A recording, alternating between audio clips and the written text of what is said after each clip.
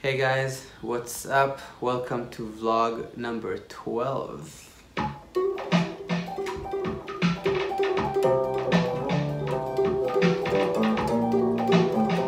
How's your practice?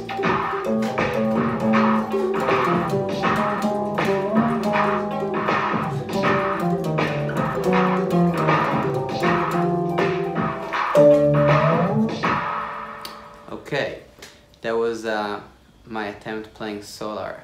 Yeah, I'm just working on some like tapping one hand and playing melodies with the other hand, which is kind of cool to like find a melody on one string and try to like, you know, figure it out. Maybe it's interesting. So first I'd like to respond to a few questions you guys had.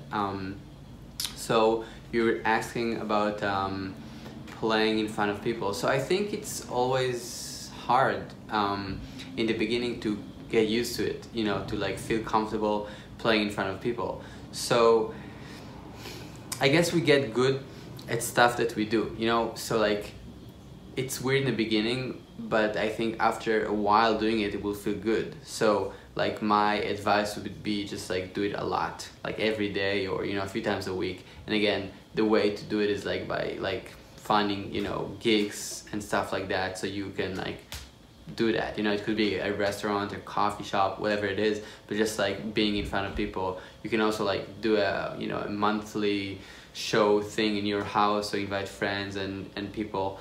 So there are a lot of ways to go about it to like perform in front of people, but I think, you know, we just get good at stuff we do. So it's kind of simple, but it's tricky. So yeah.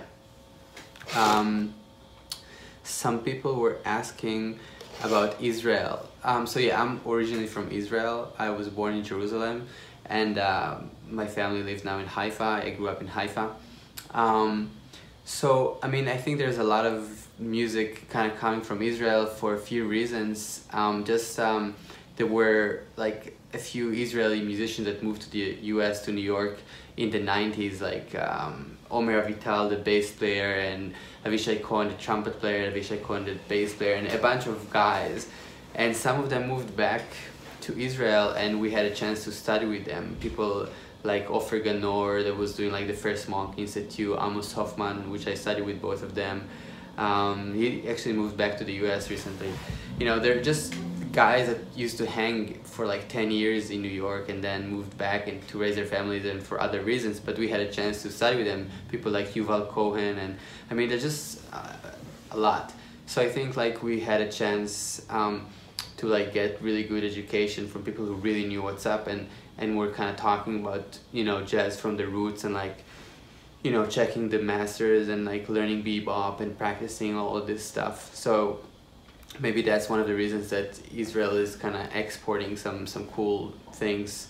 Also, I don't know, there's a lot of tension in Israel, so I don't know if that's another reason. Just like sometimes it's interesting to see places and countries with conflict and how they can do some cool art and creative work. You were saying, oh yeah, you were asking, I wrote it down, 1 second. Where is this? Oh, some ideas for like practicing. So something cool that you can do is like writing on paper like some ideas. I wrote like a few here. So like you can say space, you know, and have it like as a sticky note. You can have like, I don't know, changes, like playing the changes, you know, and then like in versus out, like 2 lines, for example.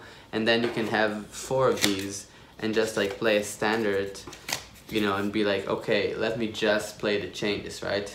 So like really like, you know,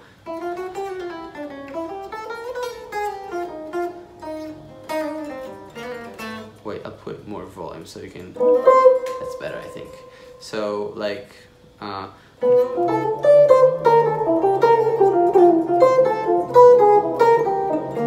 you know, so like really playing like some changes in a very clear way, or hopefully in a clear way. And it could be more bebop, or it could be more like,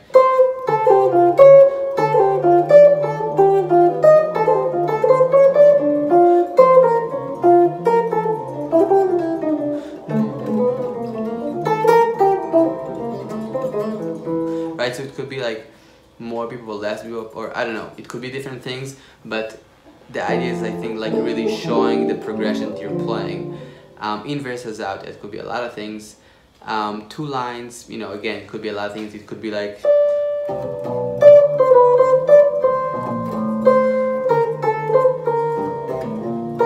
you know, 2 very clear lines, or something more, you know,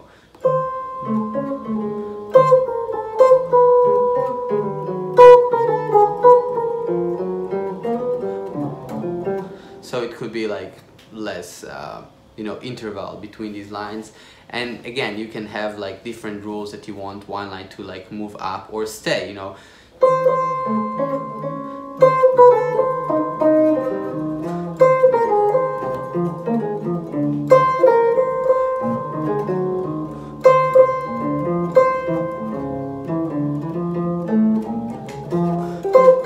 You know, so I'm just trying to play like the first few bars of Stella now.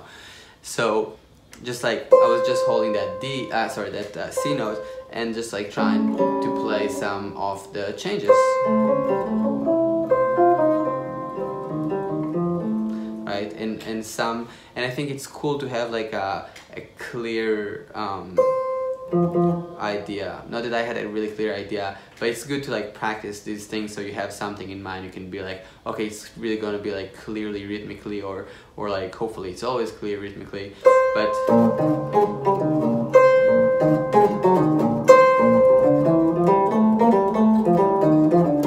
so this is, you know, some ideas to like take a stand and just practice and change, you know, each chorus or each 8 bars or something. You can switch the idea.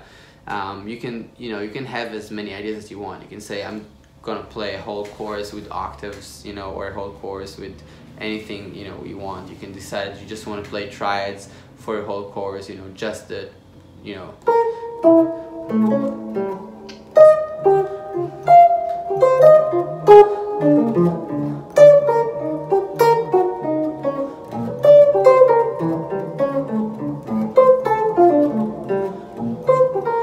just like playing the chord tones, but with some octaves, displacements and stuff like that, but you know, as an idea to like practice and see the fingerboard. So one guy was asking to just, I'll play a chorus or 2 of Solar, and then maybe we can converse on the comments and talk about some ideas for solo. So I'll try to do something. Okay. Stella.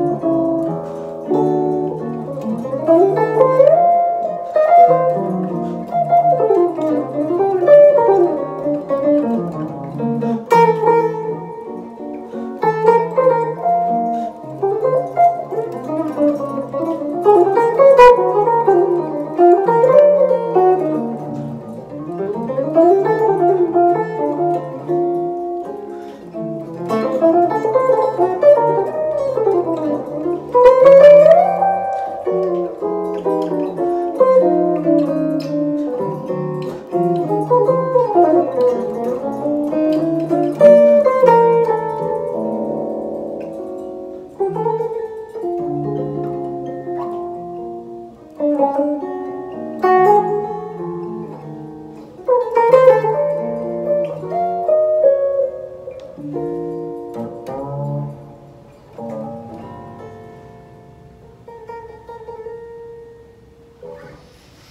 right.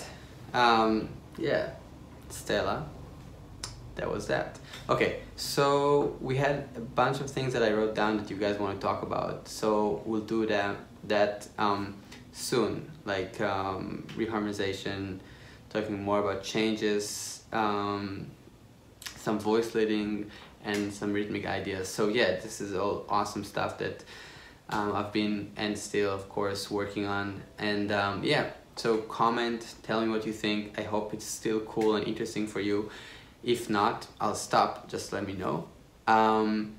Yeah, hope to see you very soon. Thank you, guys.